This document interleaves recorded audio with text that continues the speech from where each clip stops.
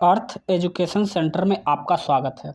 आज हम लोग सिविल कोड क्लर्क, स्टेनो और रीडर्स इसके सिलेबस के अगर रिगार्डिंग हम लोग बात करें तो पीटी का कोई सिलेबस अभी प्रोवाइड नहीं कराया गया है आयोग की तरफ से। आयोग की तरफ से ये कहा गया है कि अगर ज़्यादा कैंडिडेट होगा तो उसके अकॉर्डिंग हम लोग पीटी पर विचार करेंगे। तो वो जो 90 + 10 मार्क्स का जो इंटरव्यू है वो मेंस का सिलेबस दिया हुआ है, जिसमें ऑब्जेक्टिव 50 रहेगा और 20 मार्क्स का हिंदी और 20 मार्क्स का इंग्लिश का डिस्क्रिप्टिव पेपर लिया जाएगा। और पीटी की बात करें तो पीटी आपका पुराना पैटर्न पर ही होगा 100 मार्क्स का, जिसमें 25-25 का सेक्शन होगा। 25 मार्क्स का इंग्लिश, 25 मार्क्स का हिंदी, 25 मार्क्स का जीएस और 25 मार्क्स का हिंदी।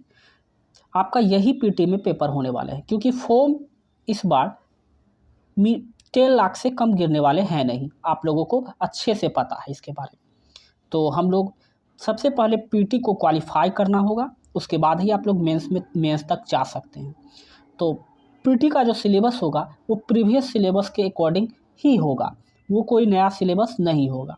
अभी जैसे ही फॉर्म फिलअप हो जाता है उसके बाद एक पीटी का सिलेबस जारी किया जाएगा कोर्ट की तरफ, सिविल कोर्ट की आयोग की तरफ से। तो चलिए हम लोग वीडियो को शुरू करते हैं। आज के हम लोग इंग्लिश सेक्शन को हम लोग देखते हैं, और इंग्लिश सेक्शन में किस किस चीज़ का वेटेज होता है उसी पर हम लोग फोकस करते हैं। इसमें इंग्लिश सेक्शन की अगर बात की जाए तो इसमें OWS, one word substitution, phrasal verb, idem phrase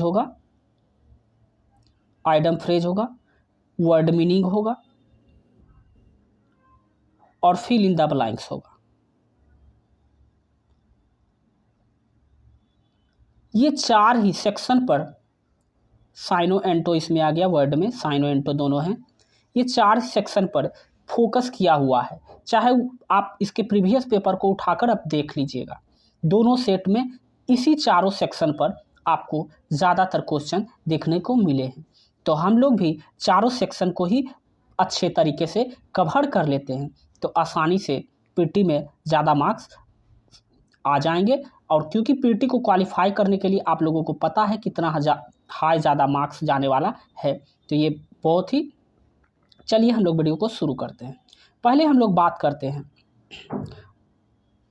OWS की, वन वर्ड सब्स्टिट्यूशन की बात करते हैं। Out of A 4 alternative which is suitable words. One word substitution की बात करते हैं। That which cannot be read, that which cannot be read, एक ऐसा जिसे पढ़ा ना जा सके, एक ऐसी हैंडराइटिंग जिसे पढ़ा ना जा सके, उसे क्या कहा जाता है? इलिजिबल। इलिजिबल का मतलब होता है एक ऐसी हैंडराइटिंग जिसे पढ़ा ना जा सके। इलिक्ट का मतलब होता है गैर कानूनी, अवैध। इलीगेटिमेट का मतलब भी यही अवैध ही होता है, अवैध। और अगर इलिजिबल का बात किया जाए, इलिजिबल है सॉरी, तो इसका मतलब होता है कट्टर। तो आप लोग लिखते चलिए, क्योंकि क्वेश्चन किसी से भी आ सकता है। इलिबेरल का मतलब होता है कट्टर होता है, इलिक्ट का मतलब अवैध, और इलीगिटिमेट का मतलब होता है, इसका मतलब ही होता है इलिक्ट, अवैध। और इलिजिबल का मतलब होता है एक ऐसा हैंडराइटिंग जिसे पढ़ा नहीं जा सके। Next question, one who makes an official examination of accounts, एक वह जो कि ऑफिशियल अकाउंट्स की एग्जामिनेशन करता है, मतलब कि उसकी जांच करता है, उसे क्या कहा जाता है? इस प्रश्न का सही उत्तर होगा सी, ऑडिटर। ऑडिटर जो होता है अकाउंट की ऑडिट करता है, उसकी जांच करता है। ऑफिशियल जो भी अकाउंट होता है उसकी जांच कौन करता है? ऑडिटर के द्वारा किया जाता है। Next question, an instrument used to distance objects, एक ऐसा इंस्ट्रूमेंट जिसके इस्तेमाल से दूर की वस्तु को देखा जा सके, सी डिस्टेंस ऑब्जेक्ट, उसे क्या कहा जाता है? टेलीस्कोप। माइक्रोस्कोप में छोटी वस्तुओं को देखा जाता है, माइक्रोस्कोप में जो होता है अति सूक्ष्म वस्तुओं को देखा जाता है।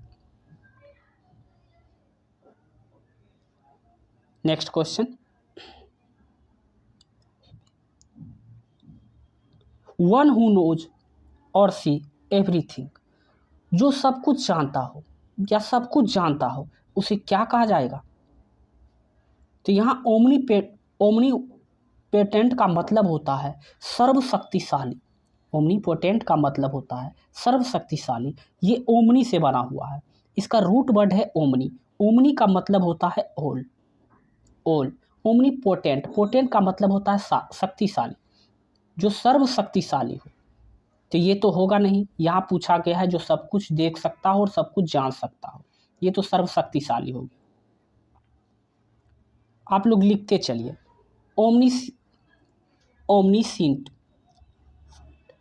इसका मतलब होता है, ओमनीसेंट का मतलब होता है सर्वज्ञानी, जो सब कुछ जानता हो। जिसका सही आंसर क्या होगा? जो सब कुछ देख सकता हो, सब कुछ जानता हो, उसे क्या कहेंगे? सर्वज्ञानी कहते हैं। ओमनी प्रेजेंट का मतलब होता है सर्वव्यापी। ओमनी प्रेजेंट का भी मतलब आप लोग जान लीजिए, सर्वव्यापी। ओमनी का मतलब ही होता है ऑल और प्रेजेंट का मतलब होता है सर्वव्यापी। ओमनीफियोसस का मतलब होता है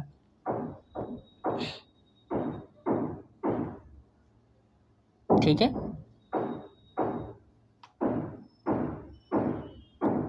अब दो है, करेक्टली स्पेल्ड वर्ड इसमें चूज करना है।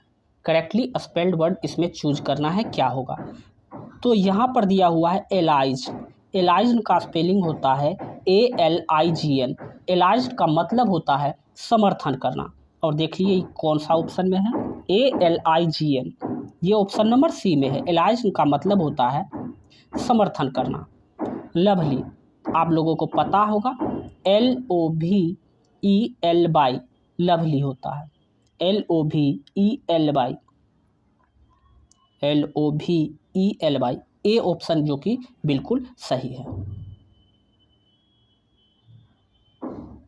चलिए आगे, I told him dash that the assignment would be impossible without more people. अब यहाँ पर देखिए कह रहा है I told him dash that, मैं यह बार बार कह रहा हूँ कि यह असाइनमेंट जो है इम्पॉसिबल है विदाउट मोर पीपुल के, बिना अधिक लोगों के यह असाइनमेंट क्या है, मुश्किल है। मैं यह बार बार कह रहा हूँ कि यह असाइनमेंट जो है बिना ज़्यादा लोगों को इम्पॉसिबल है करना। तो यहाँ पर देखिए, यहाँ रिपीटली दिया हुआ है, रिपीटली जो कि एडवर्ब है, LY जिसमें लगेगा कॉमनली रूप में वो एडवर्ब होता है, ठीक है। और रिपीटिव जो होता है ये एडजेक्टिव है। रिपीटली का मतलब होता है बार बार, लगातार। रिपीटली का मतलब होता है बार बार, और रिपीटिव का मतलब होता है पुनरावृत्त। तो यहाँ पर देखिए इसका जो सेंटेंस का जो मीनिंग आ रहा है, आई टोल्ड हिम रिपीटली, मैं यह बार बार कह रहा हूँ कि ये असाइनमेंट जो है इम्पॉसिबल होगा करना बिना ज़्यादा लोगों को। तो इस तरह से इसका आंसर हो जाएगा ए। आप लोग अच्छे से समझ गए होंगे। अब यहाँ पर देखिए एक इंटरेस्टिंग है, we dash the picture on the wall. यहाँ पर दो वर्ड आया है, एक आया है hang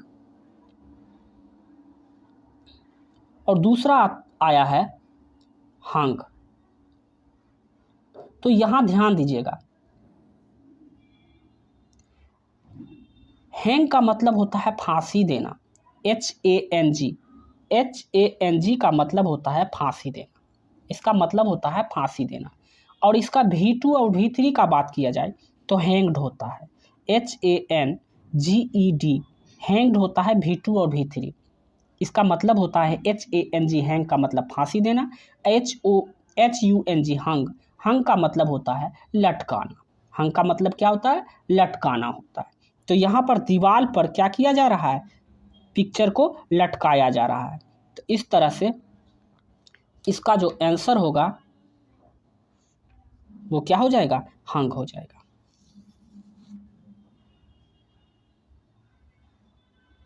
next question, we thought the banner would look better with change in colour combination. हमने सोचा, हम लोग सोच रहे हैं कि बैनर को अच्छे लुक देने के लिए उसमें कुछ ऐसे कलर की बदलाव किया जाए जो कि कलर कॉम्बिनेशन, तो यहाँ पर क्या होगा, सम होगा, सम चेंज इन कलर। यहाँ पर एप्रोप्रिएट वर्ड जो होगा वो सम होगा। Prices dash during the war, युद्ध के दौरान प्राइस क्या होगा, बढ़ जाएगा। सबसे यहाँ पर दो वर्ड आया है, एक आया है राइस, दूसरा आया है, तो यहाँ पर ये ध्यान दीजिएगा, RAISE राइस, राइस का मतलब होता है बढ़ना, राइस का मतलब होता है बढ़ना, और RAISE राइस का मतलब होता है बढ़ाना। क्या होता है, बढ़ाना। तो यहाँ पर युद्ध के दौरान जो होता है प्राइस बढ़ गया है, तो क्या हो जाएगा, राइज हो जाएगा। इसका ए ऑप्शन बिल्कुल सही होगा। याद रखिएगा, RAISE राइज का मतलब होता है बढ़ना, जबकि RAISE राइज का मतलब होता है बढ़ाना। Next question, I shall go and dash down, I shall go and dash down. तो यहाँ पर दो LA ले, ले का मतलब होता है बिछाना, ले का मतलब क्या होता है, बिछाना, और LIE लाई, लाई का मतलब होता है पड़े रहना। क्या होता है, पड़े रहना, पड़े रहना, सोए रहना। I shall go and lie down, lie down का मतलब होता है पड़े रहना। आई शैल गो, मैं जा रहा हूं सोने के लिए, लाई डाउन। तो इस तरह से इसका आंसर बी हो जाएगा। नेक्स्ट क्वेश्चन जो है वो है अल्टरनेटिव वर्ड है, जो कि सिनोनिम से आप लोगों को देखना है। अब है डिपोस्ट, पहला वर्ड जो है डिपोस्ट है। डिपोस्ट का मतलब होता है तानाशाह, अत्याचारी, अर्थात टेरेंट। इसका भी मतलब क्या होता है, अत्याचारी, तानाशाही होता है। मोनार्च का मतलब होता है राजा, लिखते चलिए, मोनार्च का मतलब होता है राजा, और डेमन का मतलब होता है दैत्य, रूलर का पता ही है, शासक। तो आप लोग लिखते चलिए, डिपोस्ट का क्या हो जाएगा, टेरेंट हो जाएगा।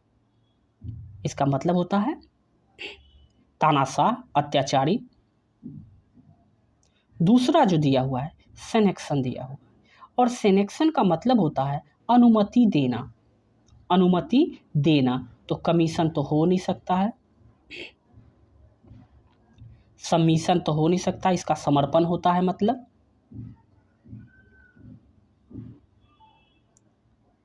ये क्या हो जाएगा, परमिशन हो जाएगा। क्या हो जाएगा, परमिशन हो जाता, अनुमति देना का परमिशन हो जाएगा, सेनेक्शन का परमिशन हो जाएगा, सिनोनिम्स। नेक्स्ट क्वेश्चन है परसिस्टेंट, परसिस्टेंस का मतलब होता है लगातार, परसिस्टेंट का मतलब होता है लगातार। ट्रांजिस्ट और फ्लीटिंग दोनों का एक ही मतलब होता है क्षणिक।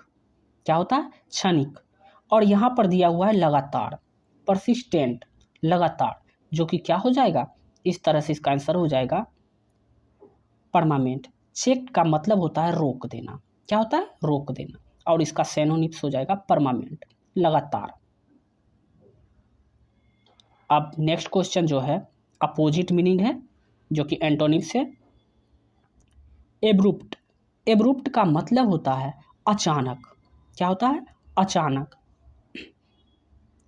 और ग्रेजुअल का मतलब होता है क्रमशः, यानी लगातार, अक्सर। और हेस्टी का मतलब होता है जल्दी, जल्दीबाजी में। ब्लंट का मतलब होता है भोथर, भोथर विद्यार्थी जो होता है, ब्लंट। अनएक्सपेक्टेड का मतलब होता है जिसे उम्मीद ना किया हो। इसका आंसर क्या हो जाएगा, ग्रेजुअल हो जाएगा। एब्रप्ट का क्या हो जाएगा, ग्रेजुअल हो जाएगा। इसका एब्रप्ट का होता है अचानक, इसका आंसर हो जाएगा ग्रेजुअल, क्रमशः। आप लोग लिखते चलिए। यहाँ पर आप लोग को कमेंट सेक्शन में बताना है। बिल्कुल इजी वर्ड है फॉर्मर। फॉर्मर का क्या होता है? लेटर होता है। तो यहाँ पर देखिए 2 लेटर दिया हुआ है, LATER लेटर और LATTER लेटर। तो आप लोगों को बताना है कि कौन सा लेटर का मतलब होता है। फॉर्मर का मतलब होता है हम आपको बता देते हैं पहले वाला, और लेटर का मतलब होता है बाद वाला। तो आप लोगों को इस कमेंट सेक्शन में ये आपको बताना होगा कि ये लेटर होगा आंसर, ए ऑप्शन या बी ऑप्शन, कौन सा सही होगा। ये आपके लिए हम आज छोड़ दिए हैं। उसके बाद अंत में हम इसका आंसर को पिन कर देंगे। देखते हैं कितना सही जवाब आता है। इमिटेशन। अगला क्वेश्चन है इमिटेशन।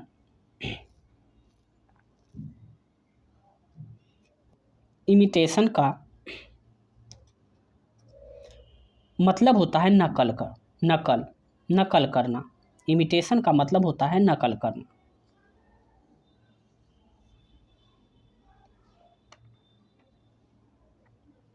इसका सही आंसर हो जाएगा जीनियन। क्या हो जाएगा? जीनियन हो जाएगा।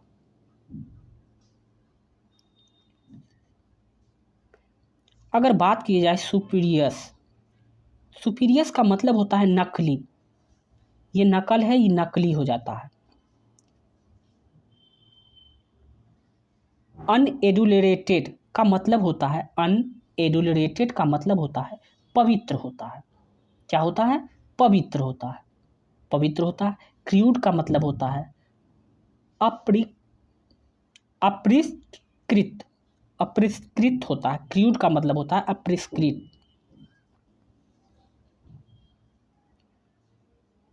नेक्स्ट क्वेश्चन हम लोग देखेंगे आइडम फ्रेज, जिसका की वेटेज बहुत ज़्यादा होता है। OWS और साइनो एंटो और आइडम फ्रेज और फिल इन द ब्लैंक्स, इसी का वेटेज इसमें ज़्यादा होता है। It was on the tip my tongue when you also propose that we should go to the auditorium. The tip of my tongue का मतलब होता है मैं भी वही बोलने वाला था। और यहाँ पर इस फ्रेज का मतलब जो है जुबान पर होना पर याद नहीं आना। जुबान पे होना पर याद नहीं आना। तो यहाँ पर क्या हो जाएगा? अबाउट टू से, मैं भी इसी के बारे में कहने वाला था लेकिन याद नहीं। ऑन लिप का मतलब होता है जुबान पे होना।